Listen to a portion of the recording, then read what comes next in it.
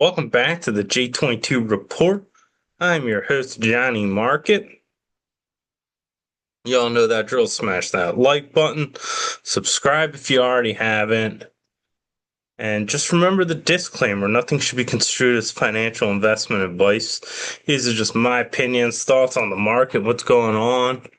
And all I have to say is hi ho, silver. Look at silver going up. It is done incredibly well. If you've been listening to this channel, you would say, I said, look, first target $3,000 gold. Now we're looking at silver getting to 50. And I don't know if it's gonna like top at 50. I think it will break 50, if not this year, next year. And I don't know how it's gonna go. It might just break through the first time, blow off top. That's the end of the bull market. Or it might, let's say it gets to 50 this month, rejects it, then tries again. Let's say tries again in September, October, rejects it. And then, there's not going to really any tax selling loss. But then it consolidates again and then retest in 2026 and goes. I think when silver goes to 50, it's really going to break. We'll see. Maybe it'll go to 70 or 60, or maybe it'll go to 100. I don't know. Someone did an interesting thing when copper broke its like all-time highs, what it was. But yeah, let's go looking at it. Look at that. Silver reached highest closing price since September 2011. That's July, 2nd. So let's see. They say safe haven demand, global economic uncertainty. So as you can see, silver is doing, according to Google AI, premiums grow. Yeah, they always do. Uh, Look at that. AI even has a financial disclaimer. You need them nowadays. A lot of people who think all these are financial investment advice. So, my opinion, also, just where it's me or somebody else, if you're going to make an investment and then go blame uh, whoever you're watching for that, then don't make the investment. I mean, that's just not just me, but anyone.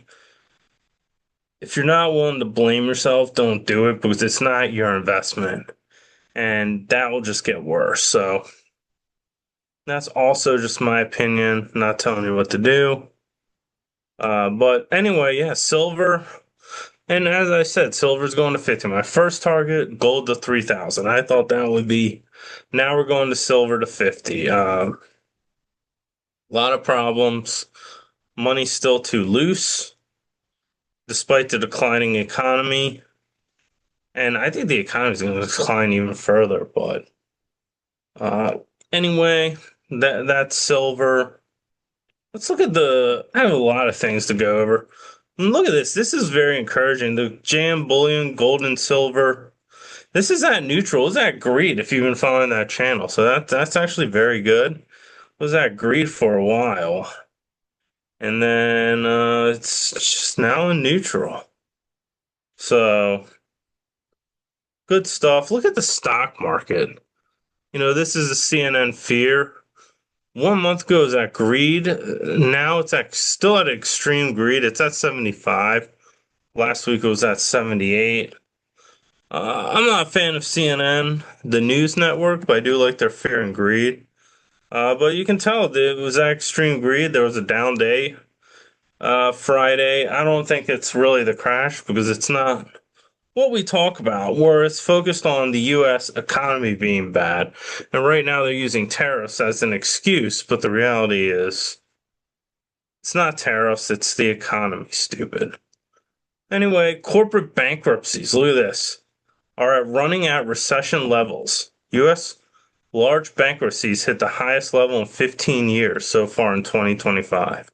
This is the highest level in 15, so that's 2010. So 371 U.S. companies went bankrupt in the first 6 months. the most in 15 years, more than double the account recorded in 2022. 2022 is when we had negative GDP. We actually had a recession. They said it wasn't. They changed the rules. Uncle Joe changed the rules and said, "Oh, even though two negative quarters consecutively are a recession, we're just going to say it's not." And look at that, U.S. bankruptcies filings by month. Take it what it was.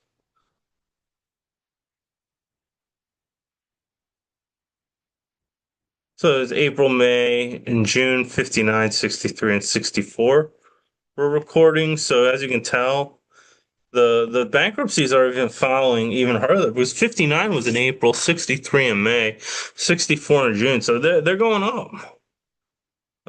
Industrial sector, and then consumer discretion, and then even healthcare and consumer staples. And I read somewhere where people are cutting back on coffee, they're skipping meals now, and uh, bankruptcies are elevated due to tightening liquidity, rising debt burdens, high interest rate. And look at this, consumer spending is weakening because of the softening labor market, inflation, and, well, they always say tariffs, but I don't buy it. So anyway, here's another thing. Look at this. American wages are stagnating.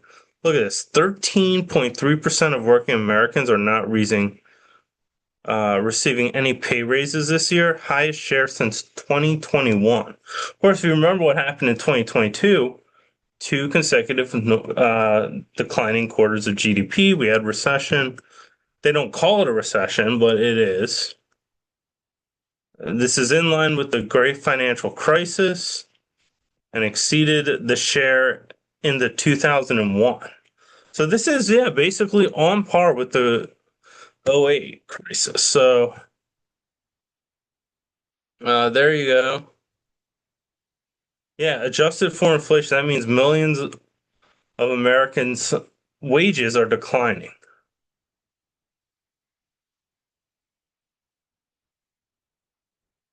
So there you go. A lot of American workers, they're not getting raises. And what happens when they don't get raises? Well, they go out and public, they go out and get a second job. Speaking of that, I went out and got some dinner, and we were having dinner, and my waitress, and I just had a kid, so I know how brutal this is. But my waitress just had a kid 8 months ago, and you can tell they're having money problems because if you have a kid that's 8 months, you better be at home on the weekends. And I mean, the woman had a career job, so you can tell she's already working. She's working twice a day, and it's just really sad. I mean, I don't know. Like, I mean, it's a very expensive area where I live, so so a lot of people have to work. Middle career people and everything have to work two jobs. One point, I used to work at a winery and had two jobs. I had my actual job, and then I had to go work on weekends. And then one time every now and again on a Friday after work, I would go, straight from my actual job to serving wine, bread, and cheese and whatever. But uh, I had a liquor license and everything. But yeah, it's really sad that a lot of people they have to work. I mean, yeah, the older generation had it easy. They just had to work their career jobs, uh, for the most part. Uh, but yeah, anyway, share of working Americans are not getting raised anymore, and that's why you see a lot of professionals actually working at. Uh, oh yeah, the other thing too is like if you're like me and had to do that, and who knows, maybe I'd have to do it in the future. Yeah, do not send your just regular resume. I remember my wife's like, "Why don't you send this? Like, don't send them this resume." And just basically like, I used to cashier and clerk and everything when I was in high school and college, and I was just doing those jobs that I did. And anyway, long story short, I got those jobs. And the funny thing is, I got a job immediately, and everyone was asking me, why are you getting this job? And I was like, why are you not doing this? And I was like, I have to. And oh, anyway, they said, why don't you use your accounting and finance background and everything? And I was like, no, they don't want that. They want someone that can like serve stuff. They don't want they don't want someone to do their, they'll think it's taxes or financial statements. No, they'll so anyway, if you are in that situation, I wouldn't do the career thing. I got my job. Just my opinion, not telling you what to do. So anyway, and this is the other thing too, is I was talking about this on the other thing. I do want to get someone,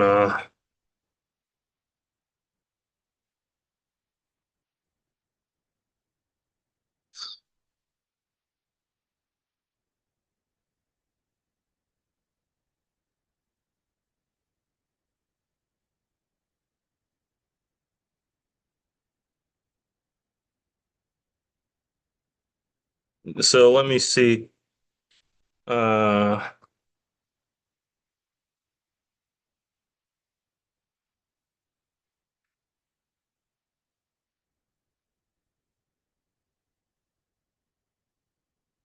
and this is the other thing I was just going to talk about. I wasn't sure exactly, but this is a big thing that's really going to hurt the banks. And here it is. Veterans employment is rising. Of course, they blame federal layoffs, which I mean probably is. But I mean, this is one thing. Like you risk your life for the country, and then you get fired for it. So, yeah, I guess that's loyalty. I don't know. Uh, I personally don't think veterans should be fired or kicked. They are risking their lives for the country. They should be taken care of. I don't know if that's controversial, but when you risk your life, I think you should be taken care of, even if you are lazy and don't afterwards. I don't think they are, but I mean, that's what they said. Were fired for that. But anyway, so go to the financial statements. VA loans backed by eligible veterans. They are not directly provided by the government themselves, but the VA department guarantees a portion of the loans. But they're issued by uh, private lenders like banks, credit unions, and mortgage companies. So here's the thing: these veterans who got laid off, and this is why this whole like Doge program was a joke. These veterans, they get laid off. They have mortgages. They have all these VA loans. Remember, they're not directly provided, but they guarantee a portion of the loan. So they default on the loan, and guess what? They're on the hook for it. So yes, and look at this. Observe the rise in defaults and foreclosures for VA loans. So a lot of these people, uh, reasons for the rise, voluntary foreclosures, moratorium. Look at this potential for further increases. So yeah, this is going to be really bad. And you have to remember, these are by the banks, provided by the government.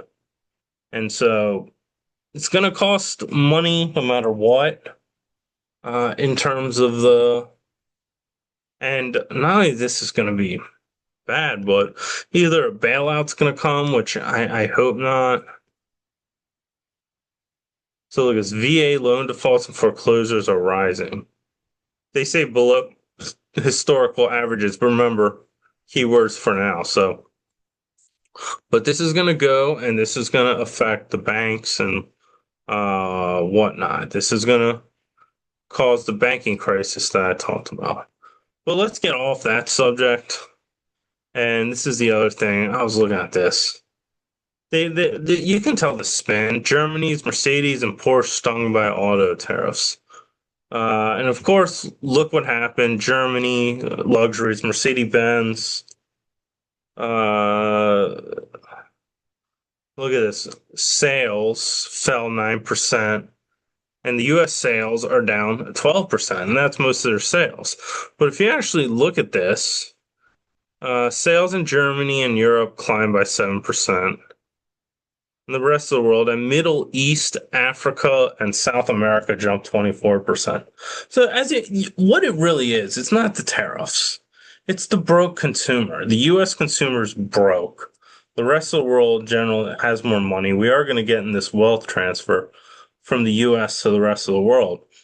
But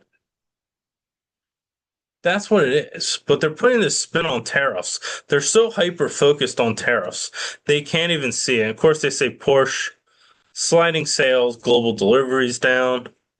They say that sales climbed 10%, but there was a big caveat. Higher product availability in market, price protected.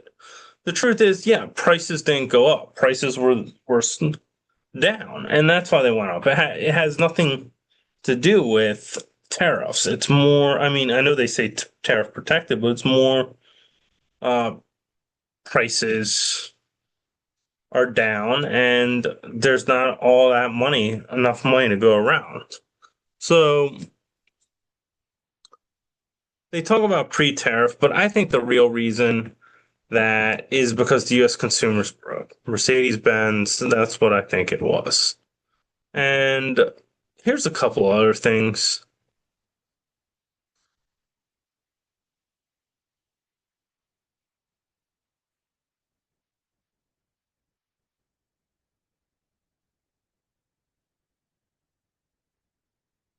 So anyway, I just thought this was US budget flips to surpluses in June as tariff receipts jump. I call this probably Enron style accounting. I don't really. But here's the other thing is this won't last. And here's the thing. Interest paid on the national debt was the government's second largest outlay, trailing Social Security at $1.18 trillion. You have to remember that's all taxed before the big beautiful bill. That's taxed. Now there's no tax on Social Security. $1.18 trillion no longer have taxes. This will go back into deficits just on that alone. And yeah, and they're gonna eventually have to ease. That's why they're saying cut rates. You saw interest expenses going up drastically. But as I said, I think there'll be a stimulus. I think they'll eventually cut rates. I think gold, I think gold's growing, and if you look at it, it's at a bullish consolidation, probably between 3,500 and 3,200. I think it'll eventually break out of that and go up. Uh, like Avi, who I follow and respect, he disagrees with me. He thinks it's going right back down to 290. He said 275 GLD. I think 290 or 295 is like the mathematical. And I personally think it's going to consolidate a little more and go back up. Remember, as I said, silver to 50. Silver is going straight to 50, and then we'll see what happens. None of this is financial investment advice, just my opinions. But anyway, I'll see y'all next video, and just remember disclosure, not financial investment advice. Bye for now.